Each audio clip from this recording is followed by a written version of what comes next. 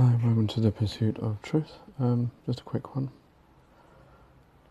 It's from Sky News. I was just watching now. It is the 18th of June, 2018, and it's about the Brexit NHS. Now, it's interesting that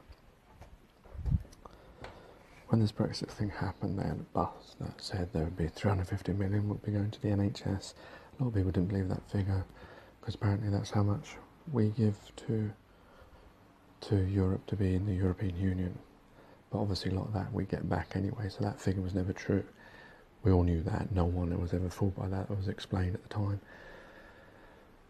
But the thing is now, the media is saying that, because they're talking about putting 20 million a year into the NHS to try and say that they're following that process.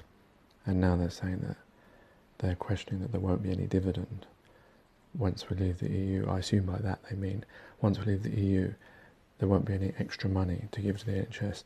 Wait a minute. So all this money we pay to be in the European Union, where's that going now then? And the media is just helping the government out here by asking the wrong questions. The question they should be asking, wait a minute, every week or month or year or whatever it is that money that we pay to the EU, yes, we get some of it back. But the rest of it, where's that going now?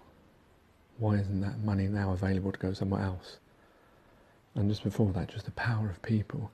This was on just before the story, which was about the World Cup, where Mexico beat Germany 1-0, and the crowd jumped up and down and caused an earthquake. This shows the power of people. You see, we can make the earth move.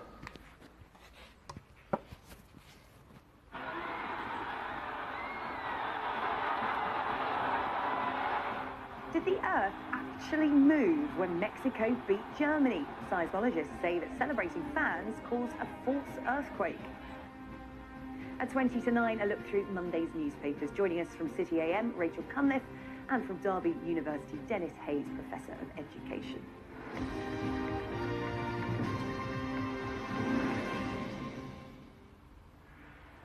Hello, good morning. You're watching Sunrise here on Sky News. I'm Sarah Jane Lee. The Prime Minister is going to give us more details this lunchtime about her plans for a £20 billion a year increase in NHS funding. Theresa May claims part of that money will be coming from a Brexit dividend, money that will no longer go to the EU after the UK leaves. However, some experts say slower growth and lower tax revenues post-Brexit will wipe out any such dividend, and that the extra money will instead be coming from stealth taxes and extra borrowing. Well, let's crunch some numbers, shall we? The government currently spends around £122 billion on the NHS. By 2024, the government is saying it will be £20 billion more in real terms. Well, that money won't appear overnight. The NHS budget will rise gradually by around 3.4% each year for the next 5 years. So how is it going to be funded? Well, after Brexit, the UK doesn't have to contribute funds to the EU. Last year, that amounted to about 18 billion. The government claims that that will help to foot the bill. But there is expected to be a big upfront cost of breaking away from the EU, and that's been estimated at around £37 billion. The UK will most likely have to continue to pay into some pan-European projects and fund subsidies, and that could cost around £4 billion a year. On top of that, the Institute for Fiscal Studies said the economic hit from Brexit will leave Britain £15 billion worse off every year.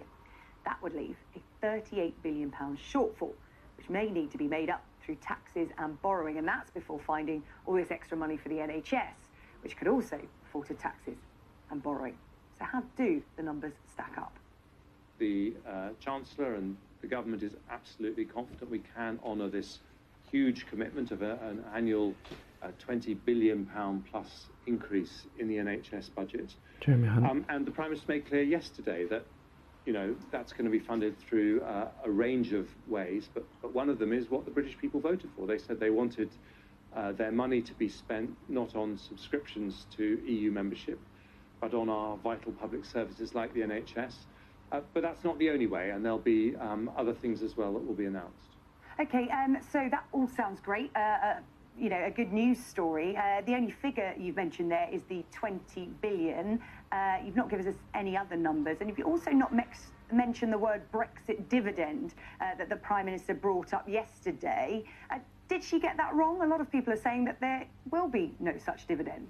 Well, what she was saying is just what people voted for, which is that they said when they were given the choice, do we want our money to be spent on subscriptions to Brussels? And people are always thinking, obviously, about their net subscriptions, not their gross They subscriptions. voted for that, but it doesn't necessarily mean that they're going to get it. If you look at some of the figures, the Office for Budget Responsibility, government-backed organisation, and the Institute for Fiscal Studies, their analysis says that actually there will be a Brexit cost. There will be no dividend. Well, what there's debate about is what's going to happen to the economy over the next 5 to 10 years. And, they would be the first to say that some of these forecasts in the past have been wrong. And in fact, I think most people think the British economy has been a lot more resilient than was predicted at the time of the referendum vote. But what the Prime Minister said yesterday is the British people did make a very clear choice. They said, this is the priority as to how we want our money to be spent.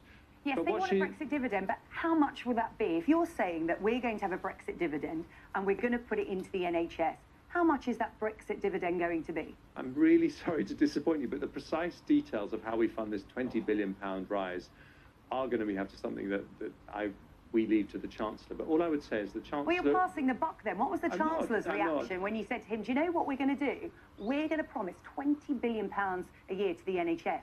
It's up to you to find the money. Well, the Chancellor has been incredibly supportive of the need to find more resources for the NHS, and he was involved in the discussions throughout the last few months, but particularly on Friday when we concluded our discussions with the NHS and Simon Stevens from the NHS. So he is clear that this is something that we can afford to do as a country. OK, well, I'm going to hand over to Gerard Tubb now, who's in our Westminster studio, because it seems that the Health Secretary is now handing this over to the Chancellor, Gerard. I know. Well, yeah, we can afford it as a country, not necessarily we can afford it as a government. In other words, it's going to be you and me that's paying for it. Interestingly, the statistics, the polling shows that most of us would be happy to pay extra money. King's Fund polling last year showed roughly 2 out of 3 of us would be happy to pay extra taxes to fund the NHS. There are some other interesting figures, statistics to look at in this story.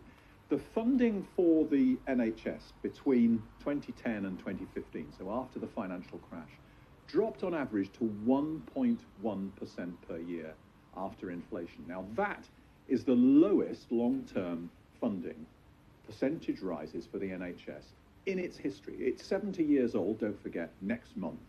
And overall, every year after inflation, on average, the amount of money paid into the NHS has gone up by 3.7%.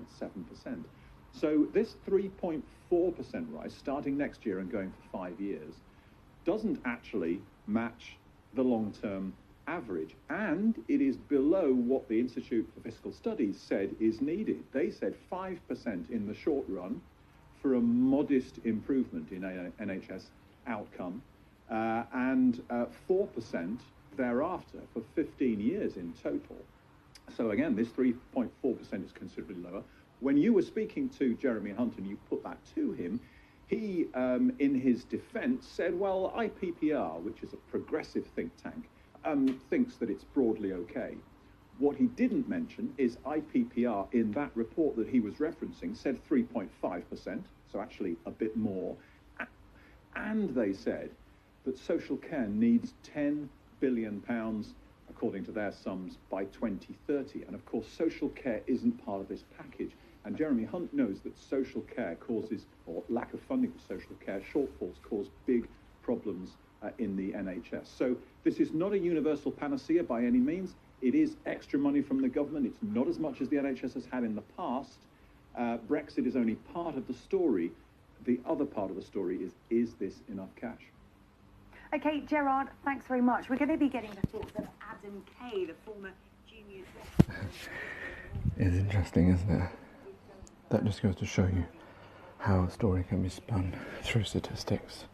You've got people using different statistics to get up the results that they want, basically lying. And the other thing is, the clever thing that the media did there, backing the government by allowing everyone to think that we would all not mind paying the NHS all this money. I don't know, do you want to pay more money in taxes so that they can pay the big bosses all this money and it doesn't get down to the hospital beds? Because they reference one poll. That meant the whole country has agreed that they would love to pay more money to the NHS. I don't think that's true. That poll, how many people did they ask and where were the people that they asked? They probably asked like 1,000 people. 1,000 people inside a hospital. Obviously they're going to get that kind of result. But the media can put it on television and make out that the whole country is willing to give money. And actually I got it wrong, because they're talking about so much money. It was the Brexit was we paid 300 million. Is it a week? But we get a lot of that back. But now they're talking about 20 billion, 18 billion is the actual figure that we actually pay. So they're changing figures to imagine that you can pay all that money and now when we leave it, that money disappears because it's going to be paid in other things and losses and etc. It's just a way for them to swallow that money and pretend that, oh no, it's not, we're not swallowing that money. That money is going other places because we're leaving the European Union. So you have to pay more money. What we just learned from that news broadcast is how you can lie in plain sight. The people watching that won't pick up all the differences that, that they use 3 different types of statistics to get whichever answer they each wanted. They would just look at it and say, oh, wow, we're going to have to pay more money now because unfortunately there's no money and we need our NHS, so we'll have to pay it, won't we? Take care, take it easy, God bless and peace.